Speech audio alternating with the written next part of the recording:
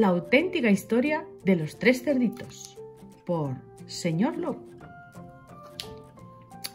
Es conocido por todos el cuento de los tres cerditos, o al menos todos creen que lo conocen, pero les voy a contar un secreto. Nadie conoce la auténtica historia, porque a mí nadie ha escuchado mi versión del cuento. Soy Lobo, Sylvester P. Lobo. Suelen llamarme Sil. No sé cómo empezó todo este asunto del lobo feroz, pero es todo mi invento. A lo mejor el problema es lo que comemos. Y bueno, no es culpa mía que los lobos coman lindos animalitos, tales como conejitos, ovejas y cerdos. Somos así. Y las hamburguesas con queso fueran lindas, la gente también pensaría que ustedes son feroces. Pero, como les decía, todo este asunto del lobo feroz es un invento. La auténtica historia trata de un estornudo y una taza de azúcar. Esta es la auténtica historia.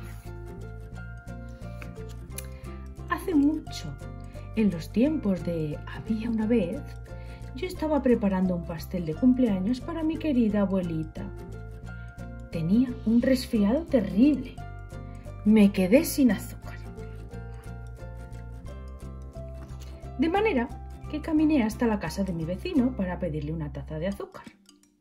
Pues bien, resulta que este era un cerdito. Y además no era demasiado listo, que digamos. Había construido toda su casa de paja. ¿Se imaginan? ¿Con qué dos dedos de frente construiría una casa de paja? Desde luego, tan pronto como toqué la puerta, se derrumbó. Yo no quería meterme en la casa de nadie así como así. Por eso llamé. «Cerdito, cerdito, ¿estás en casa?» Nadie respondió. Estaba a punto de regresar a mi casa sin la taza de azúcar para el pastel de cumpleaños de mi querida abuelita. Entonces me empezó a picar la nariz. Sentí que iba a estornudar. Soplé y resoplé y lancé un tremendo estornudo.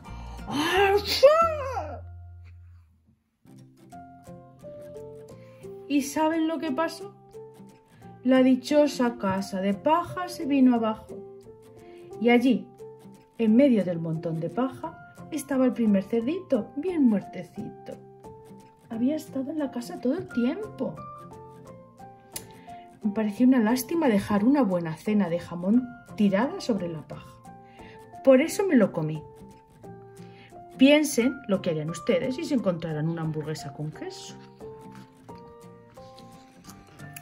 Me sentí un poco mejor, pero todavía me faltaba mi taza de azúcar, de manera que me dirigí a la casa del siguiente vecino. Este vecino era el hermano del primer cerdito. Era un poco más inteligente, pero no mucho. Había construido su casa con palos de madera. Toqué el timbre de la casa. ¡Ding dong! Nadie contestó. Llamé. Señor cerdo, ¿está usted ahí?», me contestó gritando. «¡Vete, lobo! ¡No puedes entrar! ¡Me estoy afeitando el hocico!».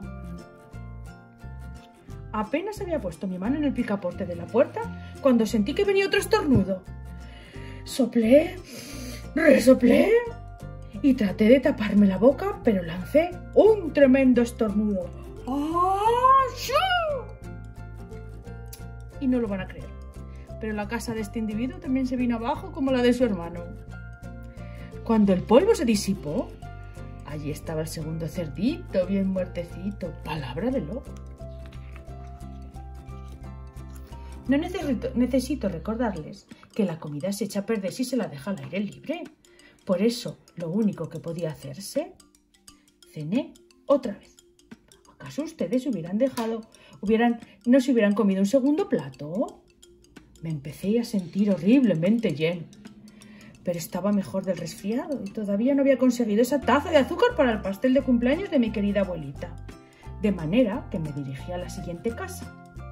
resultó ser el hermano del primer y segundo cerdito. Debe haber sido el genio de la familia. Había construido su casa de ladrillos. Toqué en la casa de ladrillos. Nadie me contestó. Llamé. ¡Señor cerdo! ¿Está usted ahí? ¿Y saben lo que me contestó ese puerquito grosero? ¡Fuera de aquí, lobo! ¡No me molestes más! Vaya falta de modales. Seguro que tenía un saco lleno de azúcar y ni siquiera quería darme una tacita para el pastel de cumpleaños de mi querida abuelita. ¡Qué cerdo! Estaba a punto de regresar a casa y quizás hacer una tarta de cumpleaños en vez de un pastel cuando sentí de nuevamente mi resfriado. Soplé y resoplé y estornudé una vez más. ¡Ah, sí! Entonces el tercer cerdito dijo: ¿y que tu querida abuelita se siente en un alfiler? Normalmente soy un tipo muy tranquilo, pero cuando alguien habla así de mi querida abuelita, pierdo un poquito la cabeza. Por supuesto, llegó la policía. Yo trataba de tumbar la puerta del cerdito y todo el rato había estado soplando, resoplando, estornudando, armando un verdadero escándalo. Todos los periodistas se enteraron de los dos cerdos que había cenado. Pensaron que la historia de un pobre enfermo que iba a pedir una taza de azúcar no era muy interesante, de manera que se les ocurrió todo esto. Soplaré y tu casa tumbaré. Y me convirtieron en el lobo feroz. Esto es todo, la auténtica historia. Me tendieron una trampa. Pero tal vez tú puedas prestarme una taza de azúcar.